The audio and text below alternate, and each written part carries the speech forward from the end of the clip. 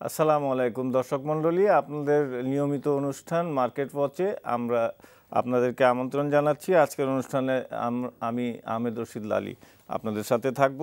দর্শক মণ্ডলী, আজকে আমরা 2015 কেমন গেল, 16তে কী রকম দেখতে চাই সে নিয়ে আলোচনা করব। আমাদের সাথে আজকে রয়েছেন আমাদের খুব পরিচিত মুখ জনাব শাকিল চৌধুরী, এবং আমাদের ডান পাশে আছেন Rahmat Pasha, CEO BRAC EPL, chairperson center for NRB জনাব শাকিল চৌধুরী। আপনার সাথেই শুরু করব। প্রথম প্রশ্ন নেব আপনার সাথে। আমরা খুব ছোট্ট করে প্রশ্ন করব, ছোট্ট করে উত্তর নেব আজকে। অর্থনীতিতে কারেন্টলি যে ক্রিটিক্যাল একটা অবস্থা যাচ্ছে অর্থনীতিতে, ক্রিটিক্যাল বলছি এ কারণে যে আমরা স্টেজ সেট করি যদি সপ্তম পঞ্চবার্ষিকী পরিকল্পনার জন্য, তাহলে এইটা খুব ক্রিটিক্যাল সময়। এখানেই স্টেজ সেট করতে হবে আমাকে, তারপরে আমরা ওই পরিকল্পনায় ঢুকতে পারবো। তো সেই জন্য কি আমরা প্রস্তুত? আপনাকে অনেক ধন্যবাদ।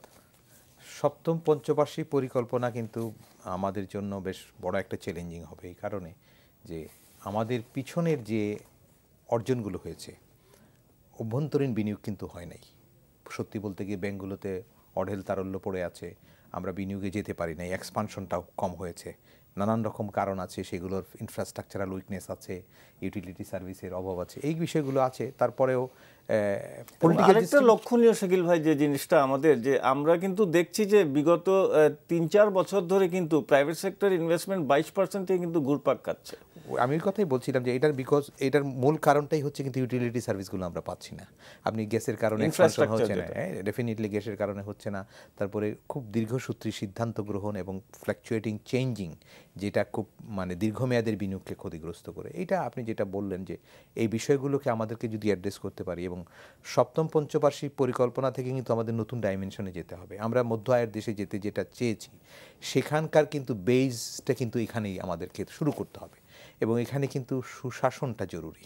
সুশাসন ফিনান্সিয়াল সেক্টরে কিন্তু সুশাসনের অভাব আমরা পরিলক্ষিত হচ্ছে, এটা সবাই জানেন। কিছুদিন আগে ফেডারেশনের সাবেক প্রেসিডেন্টও এক জায়গায় বলেছেন যে একেবারে রাজনৈতিক দৌরাত্ম্য হয়েছে, একে আজাদ সাহেব একটা স্টেটমেন্টে বলেছেন।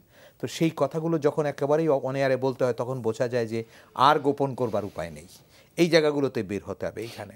আর 2016-র কথা আপনি যেটা 15 থেকে 16-তে যেতে বলেছেন, 2016 কিন্তু আমাদের জন্য ভীষণ চ্যালেঞ্জিং হবে, কারণ আমাদের যে এক্সটার্নাল রিসোর্সেস যেটা আমরা পেতাম, এবং এক্সটার্নাল যে সাপোর্টগুলো এবং এক্সপোর্ট মার্কেট, এই যে সাম্প্রতিক সন্ত্রাসী কার্যক্রমগুলো ফ্রান্স, বেলজিয়াম সহ যেগুলো হচ্ছে, এগুলো কিন্তু মার্কেটকে কিন্তু স্কুইজ করছে।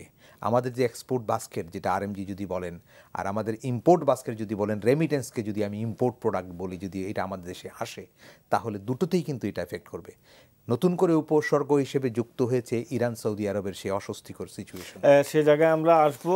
তার আগে আমরা একটু পুঁজিবাজারের দিকে দেখতে চাই। 2015 সালে আমরা দেখেছি যে market cap to GDP ratio was 20.88, যেটা তার আগের বছরে ছিল 24.13 14 সালে।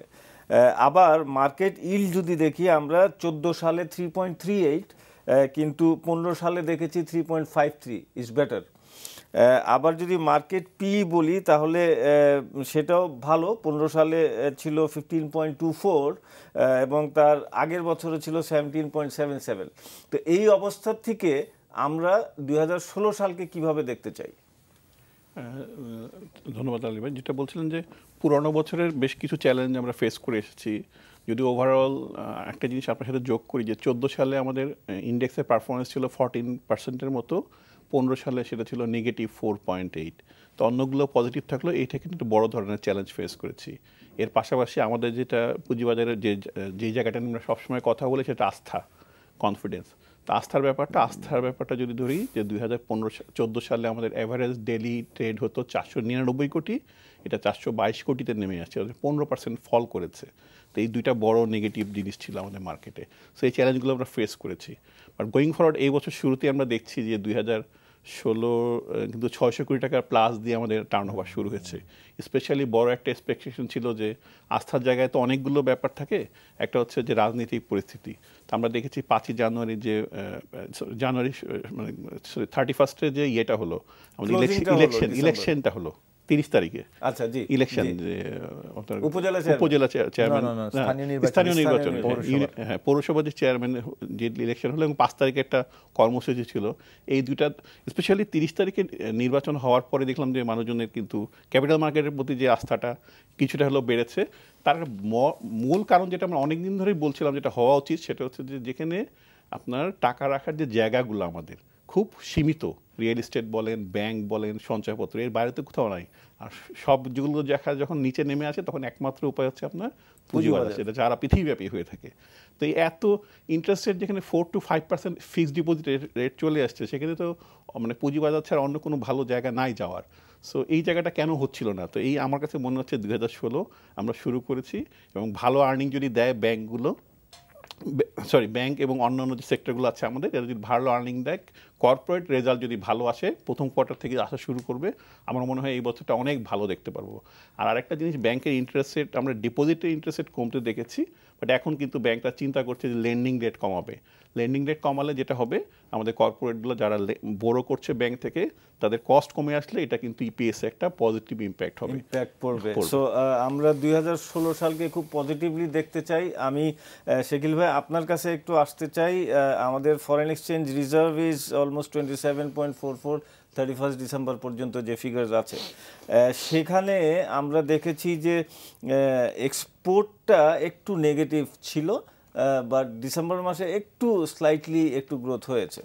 তো এই বিষয়টা আবার যে জিনিসটা আপনি বলছিলেন যে সৌদি আরবিয়া এবং ইরানের যে সম্পর্কের ব্যাপারে, সেখানেও কিন্তু আমাদের একটা বিরাট অঙ্কের কিন্তু ফরেন এক্সচেঞ্জ ওখান থেকে রেমিটেন্সটা আসে।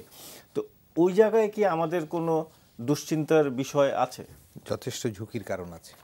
কারণ আপনি খেয়াল করবেন যে সৌদি আরবের সাথে যে ইরানের যে একটা অস্বস্তিকর অবস্থা তৈরি হয়েছে, এটিতে কিন্তু এই দুটো দেশের মধ্যে সীমাবদ্ধ নেই। এখন সৌদির সাথে গালফ কোঅপারেশন কাউন্সিলের যে দেশগুলো আছে, স্বাভাবিকভাবে তারা জোটবদ্ধ হচ্ছে, এবং সৌদির সাথে তেল সংক্রান্ত অন্যান্য বিষয় সংক্রান্ত অনেক রকমের অন্যান্য দেশগুলোর যে ওয়েস্টার্ন ওয়ার্ল্ডের যে সম্পর্কটা আছে, আলটিমেটলি একটা অ্যালাই তৈরি হচ্ছে এখানে এবং হবে।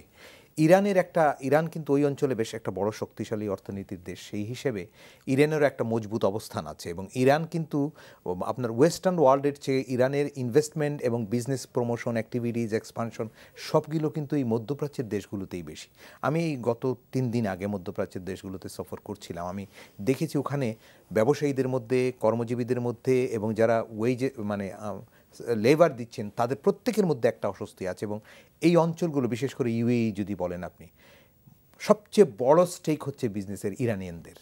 কিন্তু ইরানিয়ানদের সাথে এই যে ইউএইর সাথেও কিন্তু ইরানের সম্পর্ক কিন্তু সুন্দর নেই, কারণ এর মধ্যেই কিন্তু ডিপ্লোম্যাটিক রিলেশন কিছু স্কুইজ হয়ে আসছে। এই বিষয়গুলো কিন্তু এফেক্ট করবে আমাকে, রেমিটেন্সে এফেক্ট করবে, কারণ ওয়েজেসের ব্যাপারে জবলেস হবে, বিজনেস এক্সপানশন ছোট হবে, এক্সপানশন কমে যাবে, এটা ক্ষতিগ্রস্ত করবে। আরেকটা জিনিস আমি যদি যোগ করি যে অয়েল প্রাইসেস কিন্তু অনেক কমে গেছে, 34 এর কাছাকাছি চলে আসছে। তো এইটারও একটা ইম্প্যাক্ট কিন্তু নিশ্চয়ই পড়ছে। আপনি দেখেন সৌদি আরবের আপনি বাজেটের হাইয়েস্ট ডেফিসিট বাজেটে সৌদি, তারা আবার বাজেটের ইয়েটা বাড়ালো, এই যে আপনার তেলের দাম বাড়িয়েছে, কিন্তু এগুলোকে অ্যাডজাস্ট করতে পারছে না, কারণ ওয়ার্ল্ড মার্কেটে যেভাবে এক্সপানশন এবং জুটবদ্ধভাবে ইকোনমিকে নিয়ে যাওয়ার কথা, এই মধ্যপ্রাচ্যের দেশগুলো নিজেদের মধ্যে দলাদলি হানাহানি করতে গিয়ে কিন্তু পুরো বিশ্বটাকে অস্থিতিশীল করবে, আমাদেরকে বেশিভাবে করবে, কারণ আমাদের মেজর রেমিটেন্স 2/3 বেশি রেমিটেন্স, এই যে 15 বিলিয়নের, ওটা কিন্তু আসে ওখান থেকে। এবং এমপ্লয়মেন্ট, আমাদের যে এমপ্লয়মেন্ট ওই দেশগুলোতে আছে, এটা সাংঘাতিকভাবে অ্যাফেক্টেড হবে। আপনি এয়ারওয়ে কানেকশন বন্ধ হয়ে যাচ্ছে, ডিপ্লোম্যাটিক রিলেশনস ক্লোজ হয়ে যাচ্ছে। তা আপনি শুধু যে আমি ক্ষতিগ্রস্ত হব তা কিন্তু নয়, আমার সাথে সাথে কিন্তু গ্লোবাল ইকোনমিতেও কিন্তু একটা সাংঘাতিক এফেক্ট হবে। এই জায়গাটা যত তাড়াতাড়ি নিষ্পন্ন করা যাবে, এটাকে এখান থেকে বের হওয়া যাবে, কিন্তু বের হওয়ার লক্ষণের থেকে খারাপের দিকে লক্ষণ কিন্তু আমি বেশি দেখছি। ওয়াইসিরও একটা ভয়েস দেখছি আমরা, এইগুলো কিন্তু সমাধানের দিকে যাচ্ছে না, সমস্যাটাকে আরো বড় করছে, এক্সপানশনের দিকে যাচ্ছে। এই জায়গাটা সকল বিষয় যদি আমরা সামনে নিয়ে দেখি, তাহলে একটা ইম্প্যাক্ট হয়তো আমাদের এখানে আসতে পারে, যেটা আমাদের রেমিটেন্সের উপরে পড়তে পারে সেই জিনিসটা। পাশা ভাই, আমি একটু আপনার কাছে আসতে চাচ্ছি যে 2016-তে 2015-তে আমরা অনেক চ্যালেঞ্জ মোকাবিলা করেছি, অনেকগুলো আমরা আইন কানুন পরিবর্তন হতে দেখেছি, অ্যামেন্ডমেন্ট হতে দেখেছি, রিভিউ হতে দেখেছি। বাংলাদেশ ব্যাংকেরও কিছু সার্কুলার যেগুলো ছিল সেগুলো আমরা দেখেছি শেষ মুহূর্তে গিয়ে সেখানেও একটা ইমপ্রুভমেন্ট হয়েছে, আরও চিন্তাভাবনা হচ্ছে ইমপ্রুভমেন্ট হবার। এই অবস্থাতে আমাদের এখন একমাত্র সমস্যা যদি আমি বলি, এগুলো তো একটা পর্যায়ে এসছে, সমন্বয়হীনতা যদি আমরা বলি, তো এই সমন্বয়হীনতা কি আপনি দেখছেন যে কিছুটা হলেও এটা মানে একটা পর্যায়ে এসছে? হ্যাঁ, সমন্বয়তার কারণে তো আমরা গত কোয়ার্টারে, আমি যদি গত বছরকে 4টা কোয়ার্টার বলি, প্রথম কোয়ার্টার তো 70 দিন আমাদের কোনো কাজ হয়নি পলিটিক্যাল আনরেস্টের জন্য, হরতাল এবং অবরোধের জন্য। তো ফার্স্ট কোয়ার্টার তো মানে পুরো ইকোনমি বলেন, আমাদের লিস্টেড কোম্পানি বলেন, সবাই এফেক্টেড। তারপরে মে মাস থেকে একটু করে মার্কেট আপ হওয়া শুরু করলো, যে জুনের একটা হাফ ইয়ারলি রেজাল্ট আসে।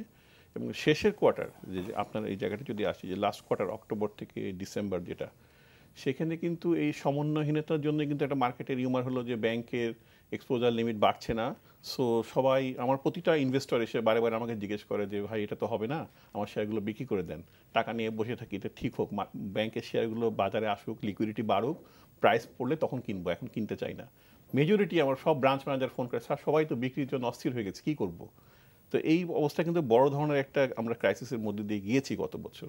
তারপরে যখন বাংলাদেশ ব্যাংকে আপনার পার্সোনাল ইয়েও ছিল আমি জানি, এবং অন্যান্যরা সমন্বয়, না আমরা সবাই মিলে, শাকিল ভাইও সেটার মধ্যে শামিল, এবং উনিও বাংলাদেশ ব্যাংকের গভর্নরের সাথে উনিও আলোচনা করেছেন, আলাপ করেছেন, আমরা গোল টেবিল একটা বৈঠক করেছি, এবং সেখান থেকে কিন্তু একটা খুব বড় জিনিস আমাদের অর্জন হয়েছে, যেটা সেটা হলো যে সাবসিডিয়ারি কোম্পানির যে ইকুইটিগুলো ছিল সেগুলোকে ওই বাইরের এক্সপোজারের বাইরে নিয়ে গেছে হচ্ছে না, পুঁজিবাজার যেটা আপনার এইখান থেকে কিন্তু আমরা প্রায় 5,500 কোটি টাকা বার হয়ে আসবে, এটার বাইরে চলে যাবে।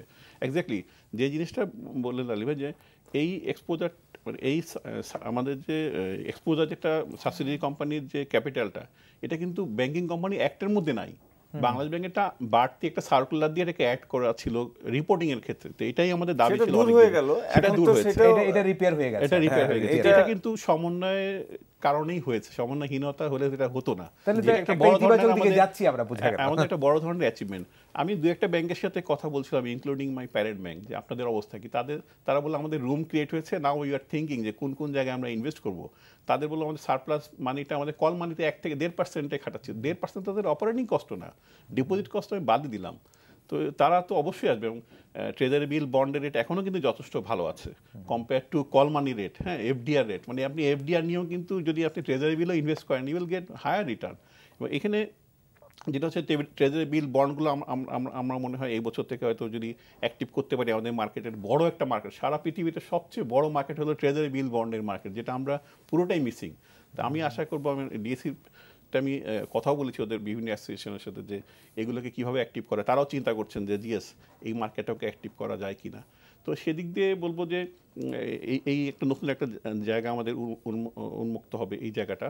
আমরা এটা নিয়ে মার্কেটিংও করেছি গত বছর সিঙ্গাপুরে গিয়ে, বেশ কয়েকটা ফরেন ইনভেস্টরের সাথে আমরা কথা বলেছি, আপনার ট্রেজারি বিল বন্ডে ইন্টারেস্ট হন কিনা, দেয়ার অলসো ইন্টারেস্টেড। এবং আজকে সকালের পত্রিকায় দেখছিলাম যে এনার্জি সেক্টর থেকে তারাও চিন্তা করছে যে সিঙ্গাপুরে তাদের লিস্টেড হবে তাদের ইয়ে। তো এই জিনিসগুলো তো আস্তে আস্তে শুরু হয়েছে, মানে আমাদের বাংলাদেশে যে পুঁজি আছে প্রচুর লোকের, হ্যাঁ, এটা ইনভেস্ট করতে চায়, সেই জায়গাগুলো কিন্তু আমরা আস্তে আস্তে ঘুরে আসছি। একটা জিনিস শাকিল ভাই, যেটা পাশা ভাই খুব স্পষ্ট করে বললেন, যে ইনভেস্টমেন্টের জন্য চিন্তা ভাবনা হচ্ছে কিভাবে করা যেতে পারে, ব্যাংকগুলো তাদের উদ্বৃত্ত যে টাকাটা আছে। সো এই জায়গা থেকে আমি আপনার কাছে আসতে চাই, যে বন্ডের কথা বললেন পাশা ভাই, যে বন্ডটা আমাদের মন্ত্রী সাহেব বলেছেন যে সিঙ্গাপুরে এটা আমরা ফ্লোট করব, সেটা ওয়াই নট ইন বাংলাদেশ, আপনি আপনার কাছে শুনতে চাই। আমি আপনাকে এটা আলোচনা করছিলাম আমরা যখন বাইরে ছিলাম তখন, যে ভালো মন্ত্রী সাহেবের দুটো কথা আমার খুব মনোযোগ দিয়ে আমি শুনেছি। একটা হলো যে উনি বলতে চাচ্ছেন যে বাংলাদেশের ব্র্যান্ডিং, সিঙ্গাপুরের ক্যাপিটাল মার্কেটে যদি আমি একটা বন্ড নিয়ে যাই, বাংলাদেশের ব্র্যান্ডিংয়ের জন্য, বাংলাদেশের ফিনান্সিয়াল এক্সপোজারের জন্য ভালো। আই অ্যাপ্রিসিয়েট ইট, এটা ভালো জিনিস। উনি বলেছেন যে বাংলাদেশের ফিনান্সিয়াল ব্র্যান্ডিং হওয়া উচিত, ফাইন্যান্সিয়াল ব্র্যান্ডিংটা আমরা স্ট্রং করতে পারলে অন্যান্যগুলো আমরা ওভারকাম করে আসতে পারবো। কিন্তু একটা কথা আছে, ঘরকে অন্ধকার রেখে কিন্তু দরগায় বাতি দিতে নেই, আপনি ঘরকে প্রথমে আলো দিবেন। আমার বাংলাদেশের ক্যাপিটাল মার্কেটে এত বড় একটা, এই ছোট দেশের মধ্যে অনেক বেশি ইনভলভমেন্টের লোক আছে, যে ক্যাপিটাল মার্কেটে 1000 কোটি টাকার ট্রানজ্যাকশন হয়েছে, সেখানে বন্ড মার্কেটটা পুরোপুরি উপেক্ষিত। স্মল সেভারদের এবং যারা পেনশনার তাদের জন্য কিন্তু বন্ড মার্কেট একটা গুরুত্বপূর্ণ কাজ করতে পারে। এই যে বন্ডটা ওনারা বলছেন এনার্জি সেক্টরের বন্ডটা করতে চাচ্ছেন, why not is in Bangladesh capital market. Bangladesh capital মার্কেটে যদি গভর্নমেন্ট সেক্টর থেকে যদি একটা বন্ড ফ্লোট করা যায় এবং সেটাকে যদি প্রপারলি মার্কেটিং করা যায়, নট অনলি ইন হোম, উনি আপনি ফরেন রেমিটেন্সের কথা বলবেন বা ফরেন কারেন্সির কথা উনি বলবেন হয়তো, যে আমি যদি সিঙ্গাপুরে তাই ফরেন কারেন্সিতে পাবো। আমি উনাকে আশ্বস্ত করতে চাই, আমি আজকে অন এয়ারে সবার সামনে আপনাকে সহ আশ্বস্ত করতে চাই, আমরা প্রুফ করেছি। আপনি জানেন ঢাকা স্টক এক্সচেঞ্জ নিয়ে আমরা লন্ডনে রোড শো করেছি, বিভিন্ন জায়গায় স্টক এক্সচেঞ্জের সেন্টার ফর এনআরবি থেকে করেছি। আমরা চাই উনি যদি চান যে এই ফরেন কারেন্সিতে উনি পেতে চান, আমাদের যে প্রবাসীরা আছে আমরা তাদের কাছে যাব, এই বিভিন্ন দেশে যাব, তাদেরকে আমরা ফ্লোট করবো যে আপনারা ফরেন কারেন্সিতে ইনভেস্টমেন্ট করেন। এবং গভর্নমেন্টের যদি বন্ড হয় সেটি অনেক বেশি স্কোপ আছে যদি প্রপারলি আমরা মার্কেটিং করতে পারি উইথ থটফুল প্রসেস এবং ট্রান্সপারেন্সিটা যদি রেখে করতে পারি। মন্ত্রী সাহেব বলেছেন যে স্বচ্ছতা আসবে, বাইরে গেলে স্বচ্ছতা, আরেকজনের বাড়িতে গিয়ে সংসার করে গিয়ে আমার স্বচ্ছতা প্রমাণের থেকে আমার ঘরে আমি সংসার করে স্বচ্ছতা প্রমাণ করাটাই তো আমার থেকে বেশি জরুরি আমি মনে করি। এই জন্য বন্ড মার্কেট যেহেতু উপেক্ষিত আছে, একটা বড় সাইজের বন্ড যদি মন্ত্রী সাহেব যেটা বলেছেন, সরকার যদি এটা চিন্তা করেন, আমরা ভলান্টিয়ার করছি, আমরা এই কাজটাতে সরকারের সাথে প্রমোট করতে আমরা সহায়তা করব। এনআরভিদেরকে এই বন্ড মার্কেটে, এই ফরেন রেমিটেন্সে, ফরেন কারেন্সিতে ইনভেস্ট করবার জন্য যে কাজগুলো করা দরকার, সরকারের সহায়ক হিসাবে আমি কাজগুলো করতে চাই আমরা। এবং আমরা উনাকে অনুরোধ করব, আমার মনে হয় আমরা সফল কাম হব, এবং আমরা হয়েছি, আমরা দেখেছি বিগত দিনে। আপনি জানেন আমরা লন্ডনের যে রোড শো বা অন্যান্য দেশগুলোতে যে রোড শোগুলো আমরা করেছি, আপনি ঢাকা স্টক এক্সচেঞ্জ সেখানে ছিল, চিটাং স্টক এক্সচেঞ্জ দু একটা জায়গায় গেছে। আমরা যদি খুব ফর্মালি, খুব প্রপারলি, যদি মানে প্রফেশনালি যদি তাদের কাছে যেতে পারি এবং রিচ করতে পারি, 5 স্টার হোটেলে নিশ্চয়ই করব, কারণ ওখান থেকে এক্সপোজারটা ইন্টারন্যাশনালি হবে। কিন্তু ডাউনওয়ার্ডস আমাদের যে সকল জায়গাগুলোতে মানুষগুলো আছে তাদের কাছে রিচ করবার জন্য আমাদের যদি এই টুলসগুলোকে যদি আমরা ডেভেলপ করতে পারি, ডেফিনেটলি এই বন্ড সিঙ্গাপুরে বিক্রি করার দরকার হবে না, এটা বাংলাদেশের ক্যাপিটাল মার্কেটে এটা অ্যাবজর্ব করতে পারবে through our NRBs, through our foreign investors. আমরা ওদেরকেও 100% আমি একমত আপনার সাথে। পাশা ভাই, আপনার মতামত এই বন্ড মার্কেট সম্বন্ধে? আমরা শেষ ইসে আছি, আমাদের আর মাত্র 1.5 মিনিট সময় আছে।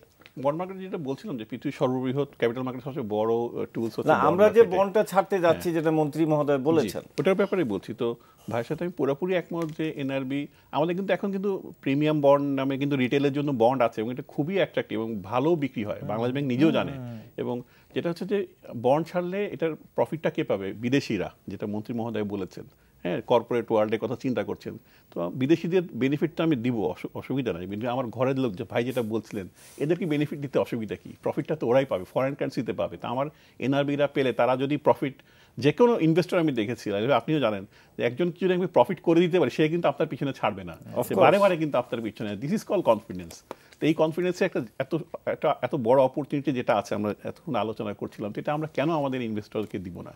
তো এখান থেকে কিন্তু তারা কিন্তু আবার অন্যান্য ক্যাপিটাল মার্কেট প্রোডাক্টও আসতে পারে পাশাপাশি। অবশ্যই আমার মনে হয় যে সরকার নিশ্চয়ই এ ব্যাপারে চিন্তা ভাবনা করবেন যে এই বন্ডটা দিয়ে আমাদের জনগণকে আমরা যদি সুবিধা দিতে পারি, সেই প্রফিটটা আমাদের জনগণকে যদি দিতে পারি, সেটা উত্তম হবে। এবং সেই জন্য আমরা যে কাজ করার দরকার সেগুলো আমরা করব। যেমনটা শাকিল ভাই বললেন, ওনার সেন্টার ফর এনআরবিজ এর মাধ্যমে এবং Dhaka stock exchange, Chittagong stock এক্সচেঞ্জগুলোর সহ আমরা সেই কাজগুলো করতে পারবো এবং যে বন্ড ছাড়ার কথা সম্পূর্ণটাই আমরা সাকসেসফুলি করতে পারবো বলে আমরা আশা করছি। এবং সেই সুযোগটা যদি আমাদেরকে দেয়া হয় এবং ফরেন কারেন্সিও যেমনটা শাকিল ভাই বললেন যে ওইভাবে আনা যাবে, সেটাও কোনো সমস্যা হবে না।